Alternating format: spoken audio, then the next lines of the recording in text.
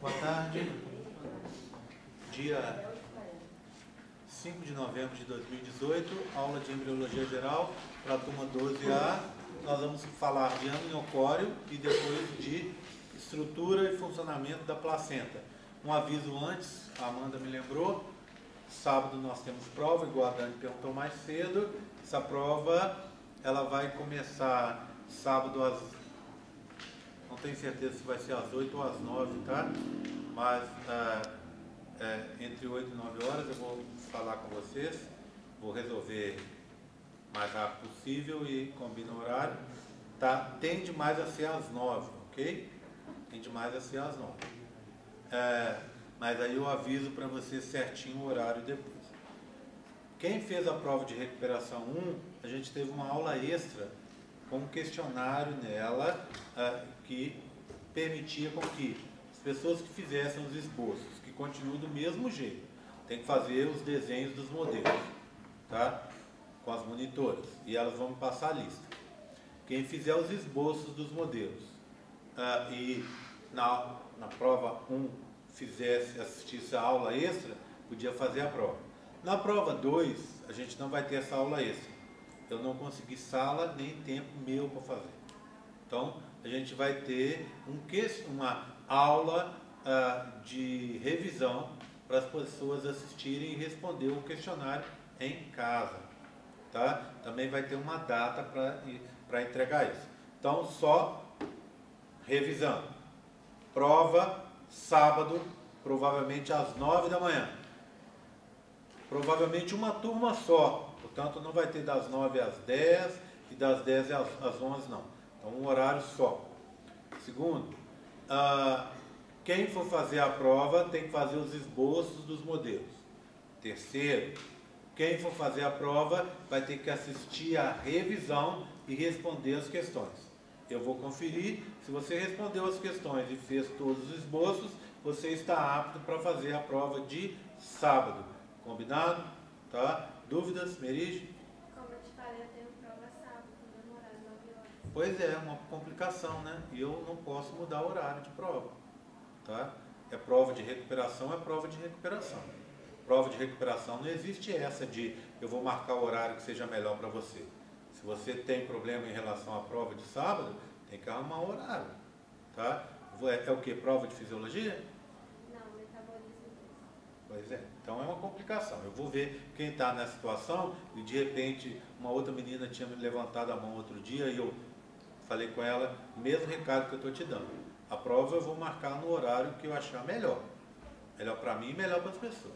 Tá? Vou procurar ver se eu posso, ao invés de marcar às 9, marcar às 8. Mas se eu marcar um horário, é um horário só. Tá? Vou ver o horário que você tem, vou ver o horário de outras, se tem alguma outra pessoa nessa situação sua, e a gente talvez marque às 8 por causa disso. Mas se marcar às 9, eu marquei. Tá? Sinto muito. O que acontece é o seguinte, não fique de recuperação. Tá? Se eu começar a fazer isso, a marcar horários para o aluno de recuperação que sejam melhor para ele, daqui a pouco eu estou marcando 2, 3, 4 horários de recuperação e não é esse o objetivo. Tá bom? Então, vou pensar direitinho e ver o que eu faço. Tá certo? Combinado? Tá? Oi. Uma coisa, eu vou fazer segunda chamada, precisa dos modelos? Precisa. Tá? Todo mundo precisa. Te ajuda demais. Não Tá? vai ser aquele esquema de quem chegar vai fazer ou não, ou vai ser Oi? unificado? Não, horário, recuperação é um horário só. Entra todo mundo junto e faz todo mundo. Tá? Então é só um horário. Na recuperação passada, a gente teve, porque é uma prova só. Às vezes 2 modelos no máximo, 2 tipos de prova no máximo. Na prova passada, por exemplo, chegou uma menina às 9h40, a gente tinha começado às 9 horas. Ainda tinha gente na sala, mas já tinha gente saído. Ela não pôde fazer. Tá? Porque outras pessoas já tinham Vai ser saído. das 9 às 10? Então, ou das 9 às 10 ou das 8 às 9, tá bom? Ok? Tá? Eu vou ver o caso da Merige, ver se tem mais gente nessa situação. Tem alguém nessa situação aqui além dela? Não? Tá. Então vamos ver as outras turmas e a gente vai conversando, tá bom? Aí é um horário só, que eu acredito que a gente deva ter aí, estourando, da outra vez foram 30 pessoas, então deve ter estourando essa quantidade, tá bom? Okay? Aí funciona assim, por exemplo, chegou todo mundo às 8, Aí a sala encheu e não, teve mais gente. Aí eu sei que eu vou abrir um pouco maior, para primeiro que sair a pessoa que está ali entrar. Aí funciona assim, entendeu? Tipo assim, cabem 30 na sala e tem 32. O 31º e o 32º ficam do lado de fora. Quando sair o primeiro e o segundo da sala, esses dois entram, entendeu? Tá? Mas não pode uma pessoa chegar uma hora depois, que aí não tem jeito. Combinado? Tá? Porque, gente, recuperação é uma coisa muito séria, então não dá para a gente ficar brincando com isso. Tá? Na prova, quando tem mais gente, que é uma prova normal, a gente pega e tem esse jogo de cintura. Mas em relação à prova de recuperação, não dá para a gente mudar muito, porque é a chance que a pessoa tem de ser aprovada ou não. Ok? Combinado? Eu vou olhar direitinho, tá, meninos? Eu vou olhar direitinho e vejo como é que eu faço. Tá? Bem, então eu precisava mostrar esses modelos, deixa eu mostrar aqui para vocês. O que a gente tem aqui? Ó? Desse lado de cá, tá vendo como é que aparecem as expansões dos dedinhos, essa velocidade coriônica, tá vendo? Tá? Aí do lado de cá, o que eu tenho? Olha, uma velocidade coriônica com dois componentes, sincício e citotrofoblasto. Essa velocidade coriônica é a velocidade coriônica primária. Depois ela é invadida pelo mesoderma extraembrionário, vira velocidade coriônica secundária, ok? Aí, em seguida, ela é invadida por vasos sanguíneos e vai virar uma velocidade coriônica terciária, tá vendo? Com vasos sanguíneos no seu interior. E por último, a gente tem a velocidade coriônica a termo, com vasos maiores, mais periféricos, tá vendo? Aqui você tem citotrofoblasto, aqui o roxo, aqui você já não tem mais, tá vendo? Então, você tem um manto citotrofoblástico bem desenvolvido, então, é uma velocidade coriônica a termo. Ok? Tranquilo? É o que faltava, né? Mostrar para vocês. Bem, o que vai acontecer então? O tempo vai passando, né? E você vai ter a seguinte situação. Então, esse modelo eu já mostrei hoje, só para relembrar. Do lado de fora, somatopleura extraembrionária, mesoderma extraembrionário, folheto externo, citotrofoblasto. Sincício não está presente nos modelos da UFMG, não é isso? Celoma extraembrionário. Aqui, o pedículo embrionário com alantoide no seu interior. A esplancnopleura extraembrionária, composta pelo epitélio amniótico e o mesoderma extraembrionário folheto interno. Esse é o celoma extraembrionário. Aqui o saco vitelino. Lá dentro está um embrião, tá vendo? Ok? Bem, se eu pego agora esse modelo e faço um corte mais para dentro nele, mas cortando ao ponto de cortar o embrião, eu vou ver essa estrutura aqui. É um erro do modelo da UFMG, tá? Que deveria ser vermelho, e os caras resolveram pintar tudo de rosa. E tanto é um erro, que lá na apostila eles falam que aquele modelo, se você cortá-lo mais para dentro, você vai ver essa estrutura interna. Então, se aquele é vermelho, esse deveria ser vermelho também, concorda comigo? Então, considerando-se isso, somatopleura extraembrionária, esplancnopleura extraembrionária, aqui ó, o saco vitelino e se aproximando aqui o pedículo embrionário aqui dele, tá vendo? O que eu tenho lá dentro? Aqui eu tenho o tubo neural que está em desenvolvimento, o verde a notocorda, aqui embaixo o endoderma embrionário, que é o teto do saco vitelino, que está preso dentro do embrião, formando o tubo digestório. Tudo bem? Tranquilo? Esse vermelhinho que está aqui é a área cardiogênica, onde vai se formar o coração no futuro. Certo? Tranquilo com esse modelo? Bem, agora, repara bem nesse modelo e repara, então, deixa eu só mostrar aqui para vocês, repara nesse modelo de cá, que é o mesmo modelo, mesma visão com algum tempo à frente. Olha o que aconteceu. Eu tenho aqui, o que eu não tenho e o que eu tenho? Eu não tenho mais o celoma extraembrionário, tá vendo? Não está aqui aquela cavidade. Ou seja, os dois mesodermas extraembrionários, folheto interno e externo, se juntaram. E junto foi a cavidade amniótica, que cresceu. Por que a cavidade amniótica cresceu? Porque o bebê cresceu.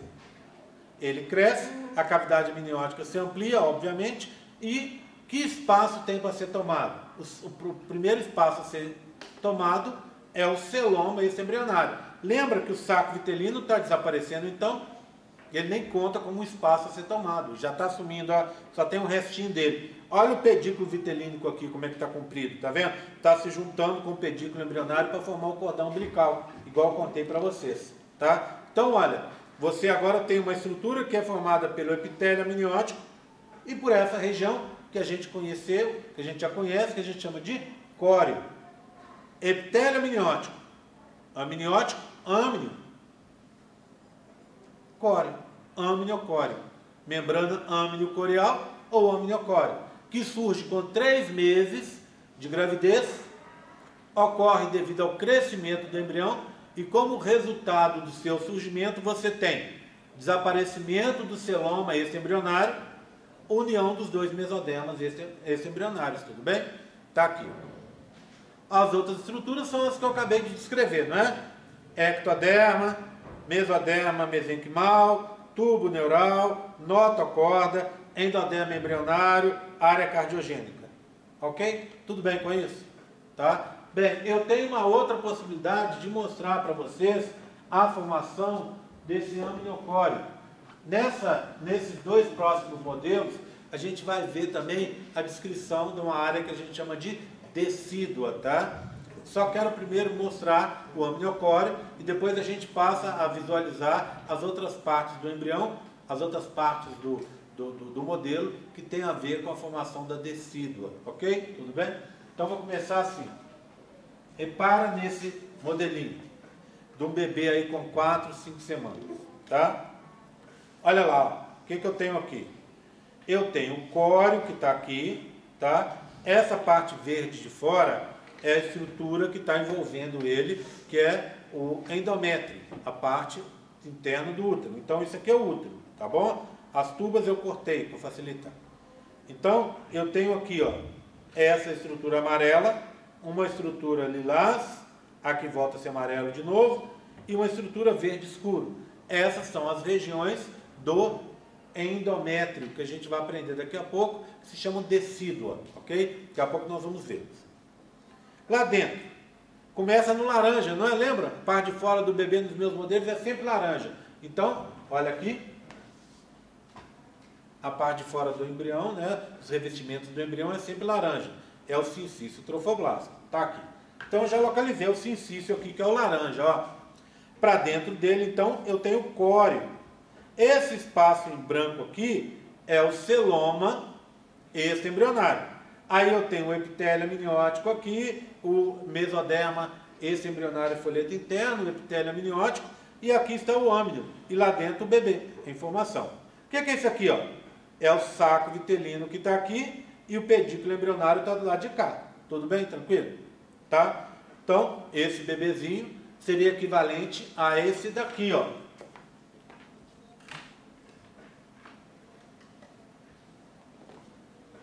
Seria equivalente a esse daqui, ok? E seria, obviamente, equivalente a esse daqui. Tá? Tudo bem? Tranquilo? O que acontece depois? Vai acontecer isso aqui, ó. Ele vai crescer, vai ocupar todo o espaço, e a gente vai ter isso aqui, ó. Olha lá, ó. Bebê bem maior, já é um feto. Olha, o que é isso aqui? O âmnio. Olha, lembra do revestimento do âmnio que é azul escuro? Então ele aqui, ó, ele já grudou na parte de fora, do córeo. O celoma extraembrionário, cadê ele? Sumiu. Então os 2 mesodermas se juntaram. Essa membrana que começa no azul e termina no laranja, do azul ao laranja, é o que? Amniocóreo, ou membrana amniocoreal. O azul, epitélio amniótico. O laranja, sincício trofoblasto. Ok? Tudo bem? Tranquilo? Tá? Então, amniocóreo surgiu aqui. O que resulta do surgimento desse amniocóreo? A partir dos 3 meses, a barriguinha começa a aparecer. Por quê? Porque a partir do crescimento, do surgimento do amniocóreo, o bebê ocupou todo o espaço do útero. Repara aqui, ó. Olha lá, ó. Tá vendo? Não tem mais espaço nesse útero. Diferente daqui, ó. Olha o tanto de espaço que você tinha no útero aqui, ó. Tá? E aqui agora você não tem mais. Por quê? Porque o bebê já cresceu tudo que ele tinha que crescer aqui para ocupar o espaço. Então não tem mais espaço no interior do útero. Ele vai crescer? Claro que ele vai. Vai continuar a crescer? Vai, e muito. Só que agora esse útero vai crescer. Então o útero está aqui agora. Ó. O que vai acontecer com esse útero? Ele vai vir até aqui, até o diafragma. Então para chegar lá, ele vai ter que ir crescendo. E crescendo, o útero crescendo, para acompanhar, para possibilitar o crescimento do bebê, obviamente a barriguinha vai crescer também. Entenderam? Então por isso que com 3 meses você já começa a ver a barriga. Tá? Tranquilo nessa parte, gente? Tá tranquilo? Bem, então o que eu quero mostrar para vocês agora tem a ver com a tal da estrutura da placenta. Antes de falar de placenta, ou para começar a falar de placenta, eu preciso descrever o que é a placenta e ao mesmo tempo falar sobre a tal da decídua, não é? Vamos dar uma olhada nisso? Deixa eu apertar aqui para ele reiniciar. Bem, então vamos lá. O que é a placenta? A placenta é o único órgão que é compartilhado por 2 seres vivos. Ela tem uma parte que é da mãe e uma parte que é do bebê. A parte que é do bebê é o córeo, só que é uma parte específica do córeo, que a gente vai aprender, que é o córeo basal, tá? O córeo frondoso. A gente vai aprender daqui a pouco, tá? Ou córeo viloso, que a gente chama. Certo? E, então, a parte do feto é o córeo viloso. E da mãe é uma parte que a gente chama de decida ou basal. Então vamos conversar sobre decida. Decida é uma transformação que acontece no endométrio, no extrato funcional do endométrio. Quando o bebê se implanta, ele começa a liberar compostos e a mãe responde fazendo uma modificação nesse endométrio, que vai ficar rico em fibroblastos. Lembram do fibroblasto? O fibroblasto é a principal célula do tecido conjuntivo. Por quê? Porque essa célula vai produzir os componentes do conjuntivo. Então, esse fibroblasto ele é riquíssimo. Esse endométrio ele é riquíssimo em fibroblastos, que ficam um do lado do outro. Com esse arranjo paralelo, assim, justaposto, a gente acredita que esses fibroblastos estejam protegendo o embrião que está no interior. Aqui, ó. Tá vendo? Então você vai ter fibroblastos de fora a fora, nesse tecido aqui indicado de verde, tá vendo? E o embrião vai ficar lá dentro. Então uma das funções dessa decídua é isso. Proteger o bebê que está no seu interior contra o ataque do sistema imune materno. A outra função dela, que se acredita, é que ela libere compostos nutritivos para esse bebê em casos de emergência. Porque esses fibroblastos, diferente de um fibroblasto padrão, eles têm no interior de si uma série de carboidratos e de lipídios, que são substâncias de reserva. Então, está aqui. A decídua pode ser dividida em 3 partes. Me acompanha, ó. Olha, daqui, o verde, hein? Passando por aqui, continua aqui embaixo, continua aqui e vem até aqui. Essa é a decídua que a gente chama parietal. Por que isso aqui está verde escuro? Eles resolveram colocar só para indicar a presença do colo do útero, tá? Então, decídua parietal que está na parede. Ela vem daqui, faz o contorno aqui, vem até aqui. Parietal. Essa decídua que está aqui, ó, que está envolvendo o embrião como se fosse uma cápsula, a gente chama de decídua capsular. Está aqui, ó. Decídua capsular, tá vendo? Ela está envolvendo o embrião no polo oposto da implantação. Lembra? Ele implantou aqui, e qual que é o polo oposto? Esse daqui, ó. Ok? Então, decídua capsular. E essa decídua daqui de baixo, na base, é a decídua basal. Então, decídua parietal, decídua capsular, decídua basal. O que é a placenta? A placenta é a união dessas vilosidades que estão aqui, do córeo viloso, córeo com vilosidade, com a decídua basal. Então, aqui, ó, daqui até aqui é a placenta, tá? O que aconteceu aqui no tecido capsular? Você não tem vilosidades, tá vendo? Forma que a gente chama córeo liso. Por quê? Por causa da pressão dos líquidos que estão aqui dentro. Então, você tem líquido aqui do celoma esse embrionário, tem líquido no âmino. Na hora que se juntarem os dois, você vai ter líquido dentro desse âmino, que foi a cavidade que ficou lá dentro, onde o embrião está. E esse líquido faz pressão e não deixa que se desenvolva as vilosidades. Então, associado a tecido capsular, aqui, ó, eu tenho córeo liso. Associado a tecido basal, eu tenho córeo viloso ou frondoso. Parece uma árvore toda ramificada, por isso frondoso. E aqui o córeo, o adecido parietal. Ok? Tudo bem? Diga. Nessa parte de fora ali do córeo liso, eu ainda tenho um manto trofoblástico? Sim, ele vai funcionar para ancorar, tá? Mas ele vai funcionar principalmente por aqui, tá? Mas aqui você também tem um pouco para segurar essa estrutura que a gente está vendo. Certo? Tudo bem? Tranquilo? Tá? Bem, agora vamos dar uma olhada o que acontece nesse modelo que a gente viu aqui, ó, que é o segundo que eu mostrei para vocês. Esse modelo aqui é a cópia, né? Cópia desse de cá.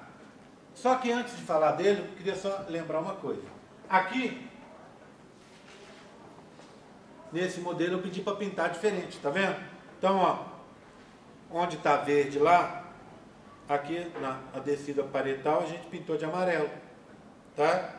A adecídua capsular está de verde escuro. E a adecídua basal, ela está de lilás, tá? Para ficar mais fácil da gente ver. Bem, agora repara nesse ou naquele que eu mostrei aqui para vocês, ó. Certo? O que você observa quando está reparando aqui? Primeiro, formou o amniocóreo, tranquilo, tá? Então aqui é o amniocóreo, ó, epitélio amniótico e essa parte que seria o córeo, nessa figura aqui, tá? Bem, quando ele cresceu, na imensa maioria do útero, você teve a união das decíduas capsular, que está aqui, com parietal, olha, elas se uniram. Então, se você olhar esse pontilhado, aqui dentro você teria decídua capsular, e aqui do lado de fora, aqui está invertido, tá vendo? Ah, não, tá certo. Capsular e parietal fusionados. Então, essa aqui é a capsular e a de fora é a parietal. Então, é o que você está vendo aqui. E do lado de cá, o miométrio, tá? A continuação da parede do útero. Tudo bem, tranquilo? Tá? Então, como resultado do crescimento desse embrião, além da formação do amniocóreo, a gente tem também a fusão das decíduas capsular e parietal. E aí, ó, olha o único espacinho que ficou, tá vendo? Na cavidade uterina. Só relembrando que aqui embaixo temos o tampão mucoso, tá? Gravidez inteira, ele fica fechadinho ali para impedir, para proteger o embrião que está lá dentro. Ok? Tudo bem? Tranquilo? Tá? Olha aqui a placenta já desenvolvida, ó. Então vamos falar de placenta? Tá tranquilo até agora? Posso seguir? Bem, placenta passa por fases. A primeira das fases da placenta, da sua formação, é o período pré-lacunar, quando o embrião está invadindo ali o interior do útero, tá? Isso acontece entre o sexto e o sétimo dia. Então, o sincício trofoblasto está liberando compostos, enzimas e está escavando o interior do útero. Em seguida, o que acontece? Quando ele chega mais profundamente, ele começa a arrebentar os vasos sanguíneos. E aí, imagina, vem um vaso sanguíneo, então aqui, ó, você tem um vaso sanguíneo assim, está vindo lá o vaso, ó. Pronto, está aqui o vaso, tá? O sangue, vamos dizer que está vindo daqui para lá. Aí vem o embrião, libera compostos e vai fazer um buraco aqui, ó, tá? Um buraco. Tudo aqui em volta morre, ó. Esse embrião vem e coloca aqui, ó, a vilosidade coriônica aqui dentro, ó, nesse buraquinho, tudo bem? Pronto, colocou a velocidade aqui. O que ele faz? O sangue está vindo, o sangue veio, está passando aqui. Aí o sangue cai nesse buraco e fica parado aqui um pouco. É tempo para que o embrião faça difusão e osmose, libere capte esses compostos que estão no sangue materno e leve para dentro de si. Tá? Tudo bem? Esse buraco, essa cavidade aqui, ó, esse buraco, é o que a gente chama de lacuna.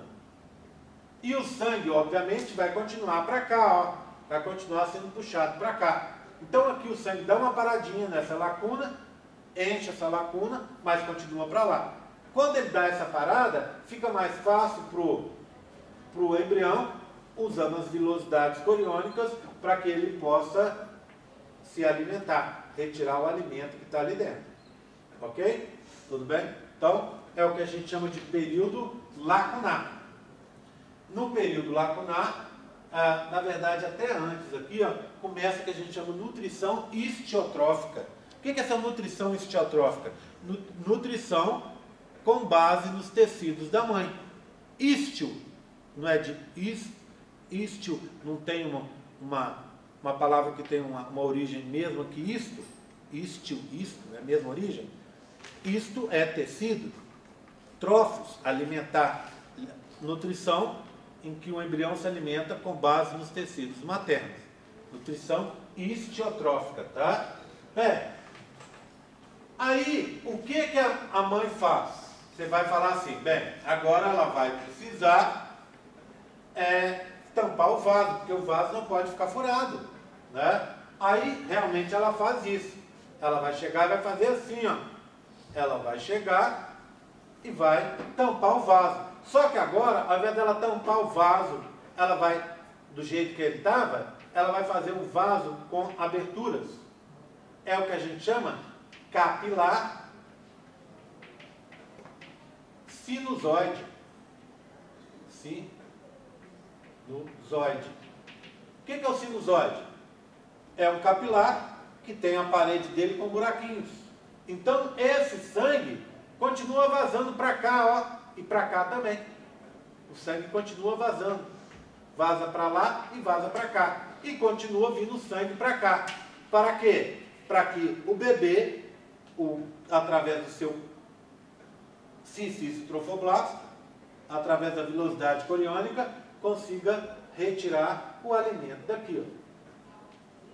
Então ele vai continuar tirando o alimento. Vocês estão vendo então que essa transformação do capilar, um capilar normal para um capilar sinusoide, é uma forma que a mãe tem de ajudar o bebê para que o sangue continue vazando ali e que ele consiga se alimentar, fica muito mais fácil para ele. Já é aquela comunicação da mãe com o bebê que faz isso, as tais das citocinas liberadas pelo bebê, e a mãe responde transformando o vaso em um vaso que era um vaso comum, num vaso sinusoide, um vaso com buraquinhos, para que o sangue possa vazar para as lacunas. Então, é o que a gente chama, período pré-viloso, tá? Com sinusoides maternos, certo? Aí as velocidades coriônicas vão se desenvolvendo, vira de primária para secundária, de secundária para terciária, até a gente chegar na estrutura da placenta madura. A placenta madura tem uma estrutura assim, gente, olha. Olha, ela é uma meia bola, modelo novo, tá? Ela é uma meia bolinha. Um pouco maior que isso, tá? Ela é maior que isso. O que você tem lá dentro? Aqui é o cordão umbilical, tá vendo? Ó, uma artéria, duas artérias e uma veia, certo? Então, duas artérias aqui e uma veia. O cordão, ele é coberto pelo epitélio amniótico. E essa cavidade, então o bebê estaria dentro dessa cavidade aqui, ó. Estou representando pelas minhas mãos. Também recoberta pelo tecido azul, epitélio amniótico. Tá vendo? Ó?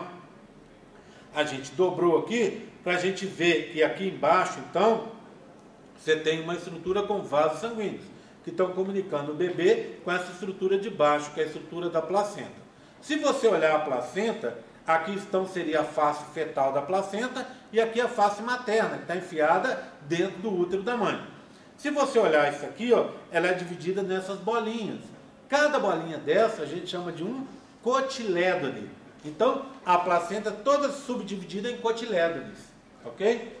Então, eu vejo isso numa placenta de verdade, que é isso aqui, ó. Aqui foi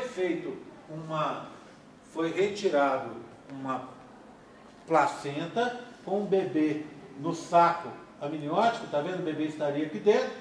A placenta está aqui, ela foi retirada quase inteira. Em alguns lugares ela se arrebentou, tá vendo? No processo de retirada. Mas olha aqui, ó, uma bolinha, outra bolinha, mais uma aqui e outras bolinhas arrebentadas. Cada bolinha dessa aqui, ó, uma outra aqui, é o que? Um cotilédone. Então a placenta é subdividida em cotilédones. Aquele mesmo nome, né? Daquelas folhinhas, as primeiras folhinhas que surgem nos vegetais, não é isso? Tudo bem? Tá aí, ó, cotilédones. Bem, se eu pegar então e ver a estrutura, eu vou ver o seguinte, daqui a pouco eu falo sobre isso. Aqui são as vilosidades, também já conversamos sobre isso. Olha meu modelo, tá vendo? Tá?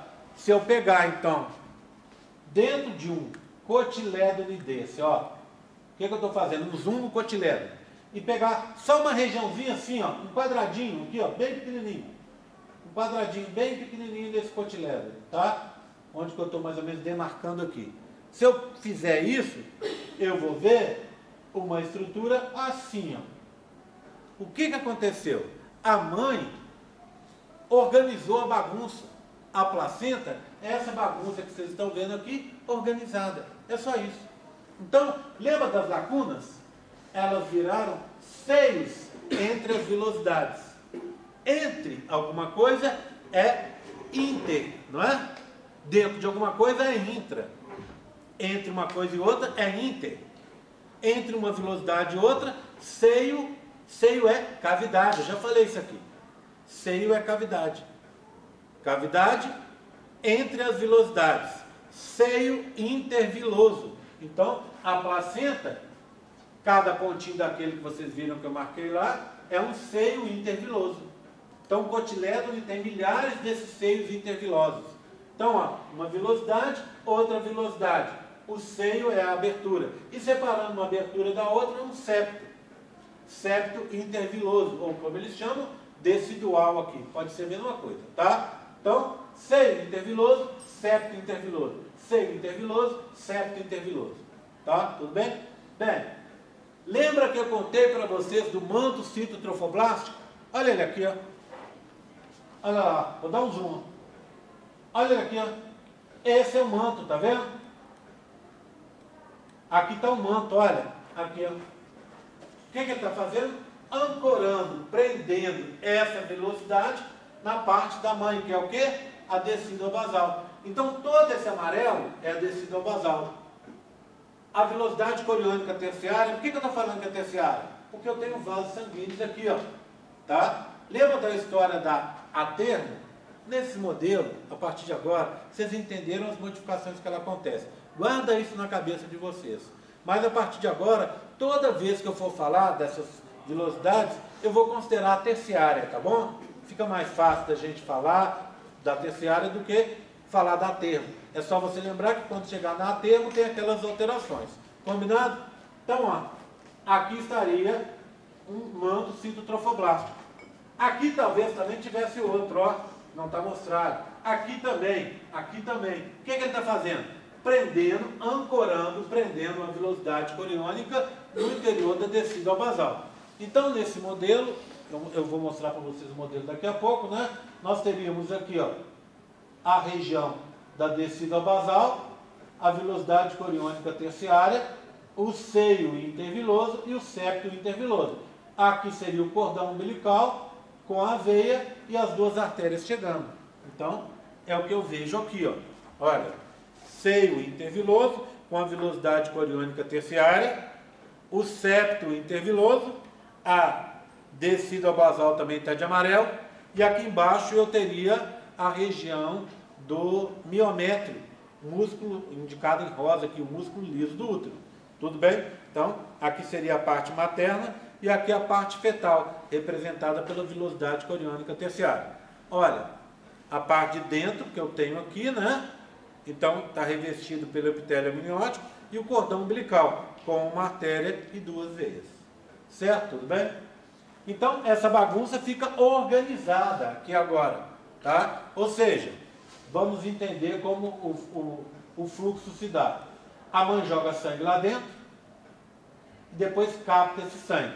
Que sangue que ela está jogando lá dentro? Sangue oxigenado.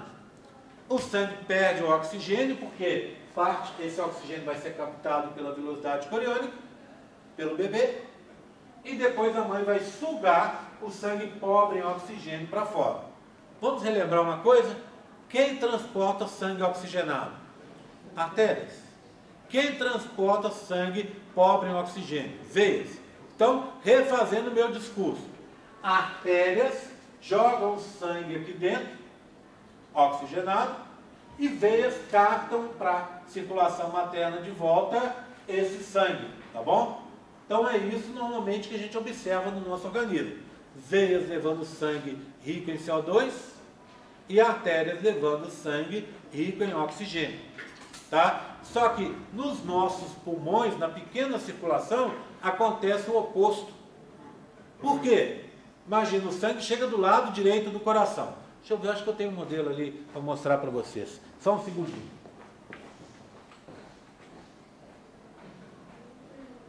Está do lado de cá.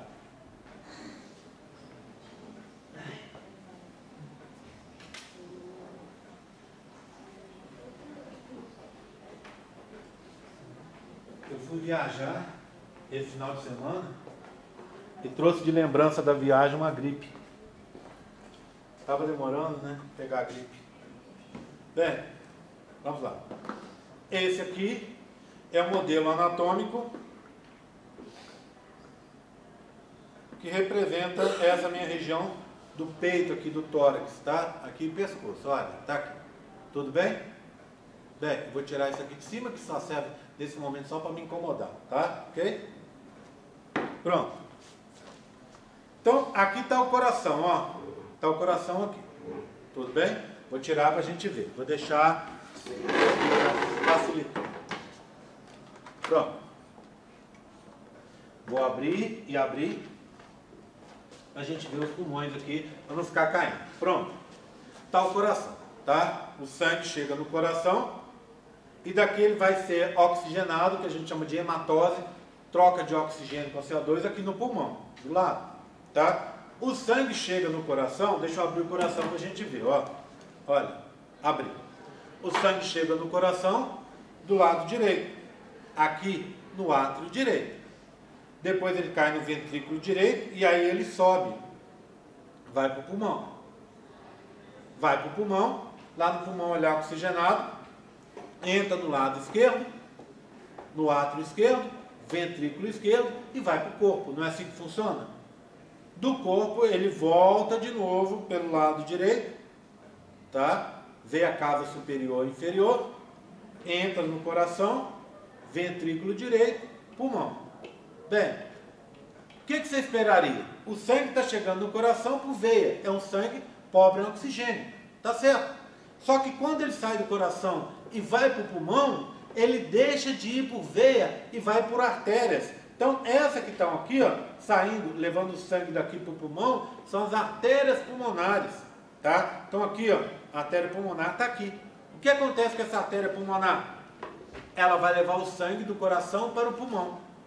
É um sangue, conforme eu acabei de falar, rico em CO2. Ou seja, eu tenho uma artéria levando o sangue com CO2 e não uma veia como eu esperaria. Por que eu troquei veia por artéria? Porque a artéria tem aquela capacidade de sístole e diástole, lembra? Ela contrai e relaxa. Ao contrair e relaxar, ela está controlando o fluxo sanguíneo. Quando a artéria vai e faz uma diástole, ela relaxa, ela diminui a pressão do sangue que está passando ali. Resultado, o sangue passa mais devagar. Quando ela faz uma contração, uma sístole, ela empurra esse sangue com mais velocidade para frente. A artéria consegue fazer isso, mas a veia não. Por que a veia não consegue? Porque a veia tem poucas fibras elásticas e pouco músculo liso. Tem veia que nem tem nenhum. Então, resultado, ela não consegue controlar o fluxo sanguíneo. Quem vai controlar são as artérias. Então, quando eu ponho uma artéria para levar o sangue que chega aqui com muita pressão. O sangue vem do corpo com muita pressão. Pronto. Vem com a pressão danada do corpo, tá? Ele vem daqui, entrou no coração, tá? E aí, olha lá, ó, olha o que acontece. Ele vai sair do coração e vai vir para os pulmões, tá? Vai vir para os pulmões. Quando ele sai do coração e vem para os pulmões, ele vem com muita pressão. Se você deixasse, ele ia arrebentar a microestrutura do pulmão, arrebentando os alvéolos pulmonares. Então, para você controlar, evitar que esse processo aconteça, você põe esse sangue em artéria. E aí o que acontece? Olha lá, ó, o sangue vem. Então está o alvéolo, ó. Olha o alvéolo. Está aqui o alvéolo. Aqui tem ar. Aqui tem uma cobertura fininha, a parede, tá? E aqui estão os vasos sanguíneos chegando, ó. Chegando aqui. Tudo bem? O vaso sanguíneo está chegando aqui. Quem está chegando, o sangue está chegando aqui por artéria. Então a artéria consegue se expandir e se contrair, se for necessário, mantendo então uma boa velocidade desse sangue, sem arrebentar essa estrutura que estaria aqui. Aí o que acontece? Vem aqui e sai por uma... Aqui a estrutura já mudou. Que estrutura é essa aqui? Essa é uma artéria, vou pôr um A. Essa aqui é uma veia. Estão vendo? Então o que acontece? Por que você não tem artéria aqui e artéria aqui? Porque todo o sangue que entra aqui vai empurrar o sangue que está embaixo, concorda? Está empurrando o sangue, ó. Tá? Esse sangue agora vai ser empurrado pelo sangue que está entrando até o coração.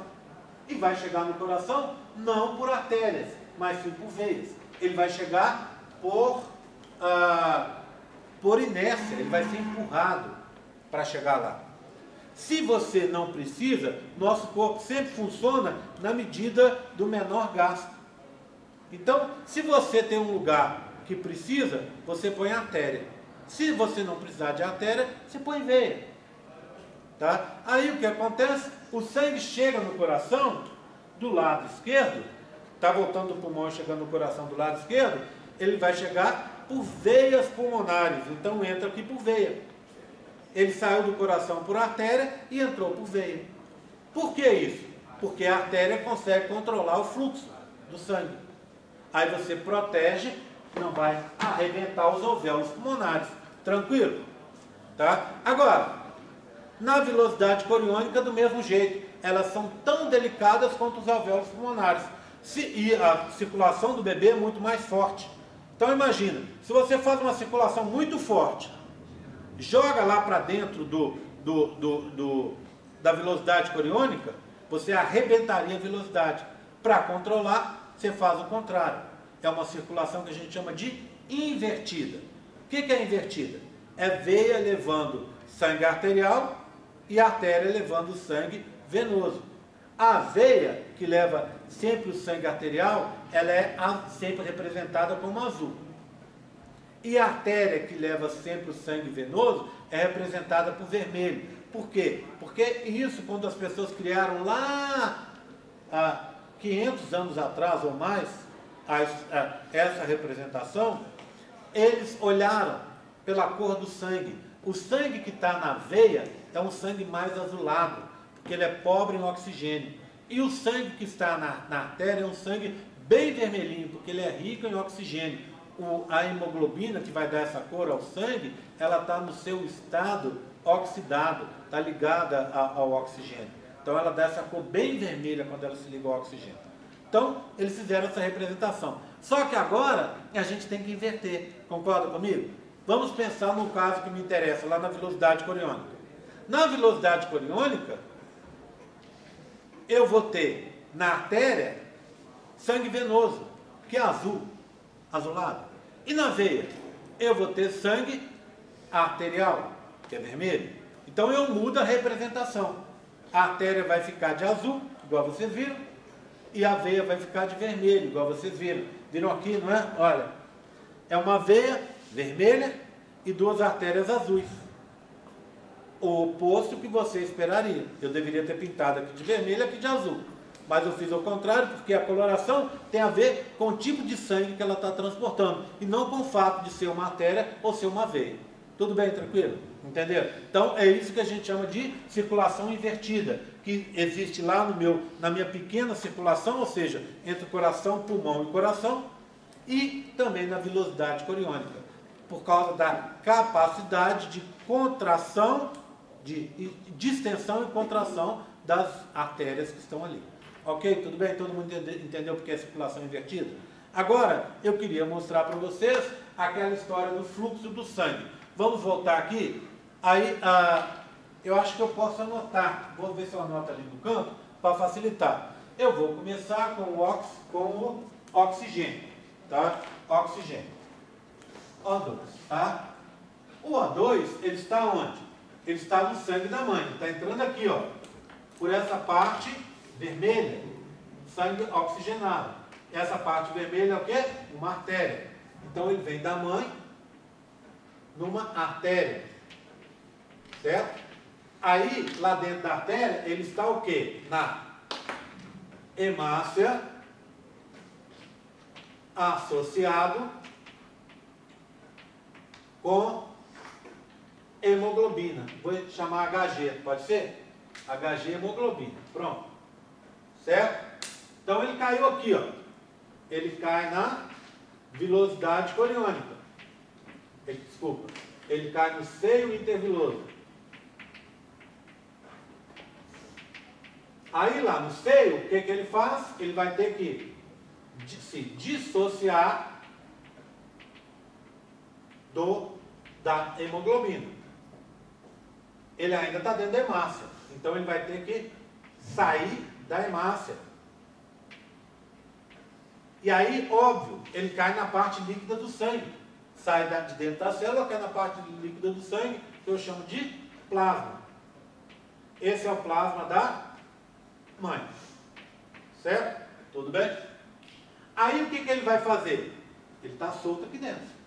Ele vai atravessar a velocidade coriônica, concorda? Para chegar no bebê, ele tem que atravessar isso aqui, ó.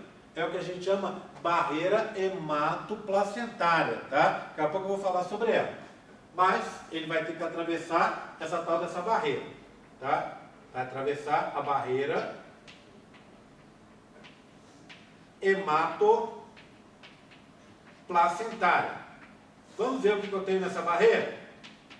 Eu tenho de fora para dentro, porque ele está aqui fora, não é? Ele tem que ir para dentro. Então o que ele tem que atravessar? O sincício. Depois ele atravessa o citotrofoblasma. Ok? Sincício do lado de fora, cito lá dentro. Depois ele atravessa o mesoderma extraembrionário. E aí ele vai atravessar a parede do vaso. Como é que eu chamo parede de vaso? Endotélio. Ele tem que atravessar o endotélio. Atravessa o endotélio e cai aonde? No plasma do bebê. Plasma do feto.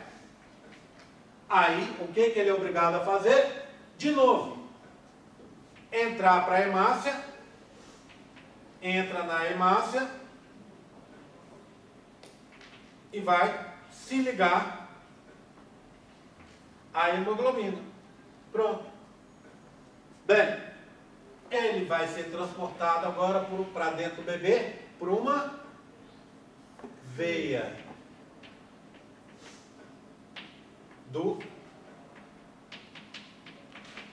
cordão umbilical. Veia umbilical. Isso do feto. Tudo bem? Entenderam? É simples. Olhando na figura, é simples. Ele cai aqui, lá de fora, se dissocia, sai de dentro da hemácia, cai no plasma. Aí ele tem que atravessar essa barreira hematoplacentária. Ele tem que sair, atravessar o sincício, o cito, o mesoderma e a parede do vaso, para cair lá dentro. Aí ele cai no plasma do bebê, se associa com o quê? Com a hemácia, lá dentro dela se liga a hemoglobina. E pronto, vai ser transportado sempre por uma veia, porque ali é invertido. Concorda comigo? Tranquilo? Esse é o oxigênio. Vamos ver o CO2? Vou pôr o CO2 do lado de cá, tá? CO2. Primeira coisa que a gente tem que lembrar com o CO2, ele não fica ligado à hemoglobina. O CO2 fica no plasma, na parte líquida do sangue, associado com a água. Já falei isso aqui quando eu falei sobre o bulbo, lembra? Então o CO2, ele fica associado com a água, formando o que a gente chama de ácido carbônico. Então, CO2 mais água dá H3CO4, que é o ácido carbônico. Ácido carbônico, que fica no plasma do feto, que é isso que me interessa, tá? Ele está sendo transportado por quem? Por aquelas estruturas que conseguem ampliar, distender e contrair. São artérias. Tem artérias, tá? Aí o que ele faz? Ele está chegando aqui, ó, pela artéria, tá? Está chegando aqui, ó, pelo azul. Aí o que ele vai fazer? Ele chega aqui, ele tem que se dissociar da água, ficando então só CO2. Aonde? De novo, no plasma. Aí o que esse CO2 tem que fazer? Atravessar a barreira hematoplacentária. Barreira hematoplacentária. O que eu tenho na barreira? Aqueles componentes que estão ali, ó. Vocês estão vendo? Hematoplacentária. O que eu tenho nos componentes da barreira hematoplacentária? Cincício, cito, mesoderma e o endotélio. Não foi isso? Só que aqui é de fora para dentro. Por quê? Porque o oxigênio está entrando. E o CO2 está saindo. Então o CO2 é de dentro para fora. O que eu tenho de dentro para fora? O endotélio. Do endotélio, ele vai para o mesoderma extraembrionário. Do mesoderma extraembrionário, ele vai para o citotrofoblasto, saúde. E depois vai para o sincício trofoblasto. Aonde que ele caiu agora, depois que ele atravessou a barreira? Então, essa é a barreira, né? Aqui, ó. Essa é a barreira, tá? Depois que ele atravessa a barreira, ele cai aonde? No plasma da mãe. Aonde? No seio interviloso. E lá ele vai de novo, viloso. E lá ele vai se associar com a água, formando o quê? O tal do H3CO4, ácido carbônico. Então, formou o ácido carbônico. E o que acontece com ele? Vai ser transportado para a circulação da mãe. Por onde? Circulação da mãe normal. Por uma veia uterina. De quem? Da mãe. Detalhes. É simples. Concorda? Uma de fora para dentro, outra de dentro para fora. Isso aí você tem que guardar. Senão você faz confusão na hora. Lembrar que o CO2 está associado com a água no plasma, formando ácido carbônico. E que o oxigênio está no interior da hemácia. Você sabendo isso e lembrando da estrutura, mamãozinho com açúcar. Não tem erro. Vou cobrar na prova, tá? Então precisa guardar isso, porque vão ter questões sobre isso na prova de vocês. Certo? Então guarde isso para você não se confundir na hora. Ok? Bem, o que eu preciso... Tá tranquilo? Resolveu? Que foi aquela dúvida que você me pediu? Melhorou assim? Tá? Então, guardando isso, você guarda a estrutura, você guarda o caminho do oxigênio e do CO2, você guarda o caminho de dois elementos aí. Serviria, se eu tirar o oxigênio e falar para você da glicose, é a mesma coisa. Detalhe que a glicose fica dissolvida no sangue. Tudo bem? Então serviria, se eu quero falar de uma excreta nitrogenada, dissolvida no plasma, ela faz o mesmo caminho aqui. Entenderam? Tá? Então dá para a gente entender o que está acontecendo entre a mãe e o bebê. Detalhe, não tem como, não pode misturar o sangue. Lembra daquela história da eritroblastose fetal, doença hemolítica do recém-nascido? É quando um sangue mistura com o outro. Então esses sangues têm que ficar separados. Principalmente se a mãe for RH negativo. Ela vai poder atacar o sangue do bebê, e atacando o sangue do bebê, ela vai destruir esse sangue dando anemia, podendo inclusive levar à morte do bebê. Tá? Então, fica separado o sangue do bebê aqui dentro, o sangue da mãe do lado de fora. Eles nunca vão ter esse contato. Pelo menos, idealmente, não deveriam ter esse contato. Tudo bem? Tranquilo? Agora, para a gente encerrar, uma última coisa. Vamos dar uma olhada nessa barreira hematoplacentária, que é aquele slide que eu falei com vocês que eu ia mostrar depois. Olha ele aqui. Ó. Pronto. Essa é a barreira. Tá? O que você tem na barreira? Já falei. Sincício, cito, mesoderma e o endotélio. Essa barreira separa o sangue da mãe, hemato, da estrutura da placenta, placentária. Ela não deixa os dois sangues misturarem. Na barreira, a gente tem muitas células, que são essas, estão indicadas aqui de escurinho, tá vendo? Foi feita uma imunohistoquímica aqui, ó, para a gente conseguir mostrar essas células, indicadas aqui de marronzinho, tá vendo? Essas células são chamadas, olha o nome delas aqui, ó, células de Wolff-Bauer. Elas são macrófagos especializados que ficam nessa região, protegendo o bebê contra qualquer corpo estranho. Então elas vão fazendo fagocitose. Elas funcionam na maioria dos casos, mas não em todos, tá? Elas são perfeitas para eliminar a maioria das coisas que tentam passar do corpo da mãe ali, que estão no sangue da mãe e que poderiam atacar o bebê. Mas, conforme eu disse para vocês, elas não são perfeitas. Por exemplo, o vírus da AIDS passa? Passa. O citomegalovírus passa? Passa.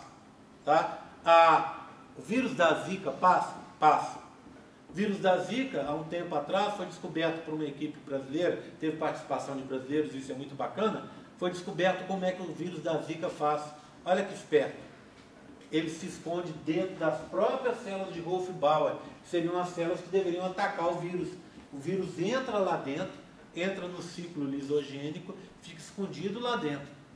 E depois ele passa para o ciclo lítico, destrói a célula e invade milhares, entram poucos, aí milhares, milhões de vírus conseguem, vários são mortos por outras células de Wolff-Bauer, mas como tem grande quantidade, ele se reproduziu dentro das próprias células, muitos conseguem entrar e invadir o corpo do bebê.